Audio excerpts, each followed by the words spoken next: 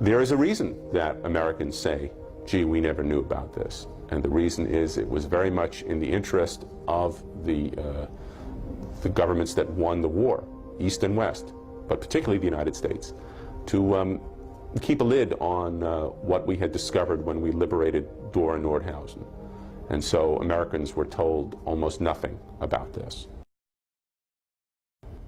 Von Braun had this heroic image that Huntsville, Alabama hasn't gotten quite past yet, because it's difficult to deal with the fact that this local hero has this unpleasant aspects of his past.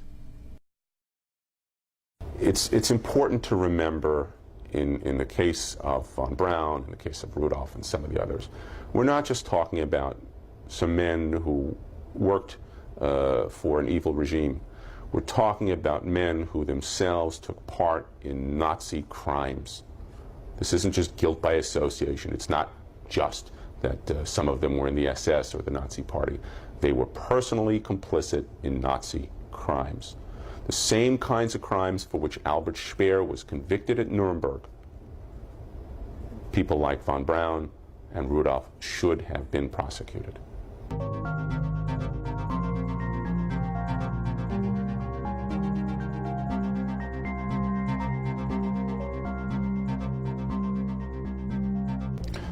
Some of these people not only got away with murder, they got away with some very impressive American honors. Certainly von Braun and Rudolph received very high civilian honors, and the glorification of these people goes on. Go to Huntsville, you'll see the Werner von Braun Civic Center. It still bears his name.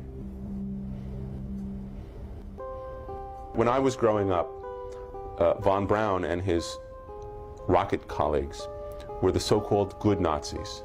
They were celebrated on the cover of Life magazine. They were the subject of a Norman Rockwell portrait.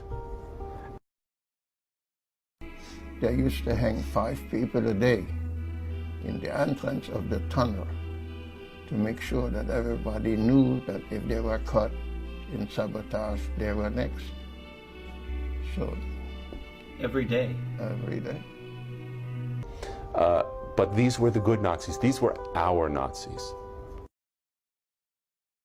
And it's a letter from Werner von Braun, signed von Braun, to Major General Julius Klein, a retired U.S. military officer. But the most interesting part of this Apollo 11 letter is the P.S. And in the P.S., von Braun acknowledges that he had indeed been a member of the dreaded SS. And then in the last paragraph of his long P.S., he writes, "I would appreciate it if you kept this information to yourself, as I think it could only harm my work at NASA if all this were given undue publicity, particularly at this time." And then it's initialed WVB, Werner von Braun.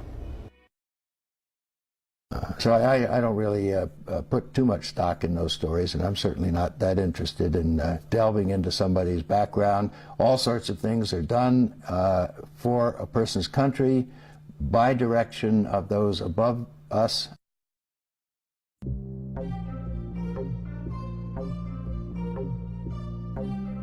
Unfortunately, von Braun died before the U.S. government, belatedly in 1979, created this office and seriously undertook to investigate Nazis living in the United States.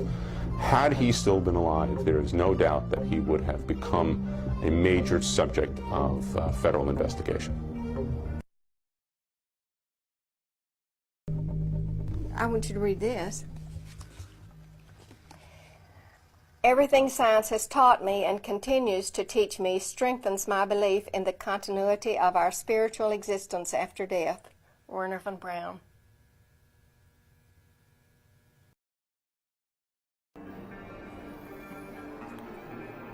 Well, we, of course, have the hopes that in the long run the truth will come out.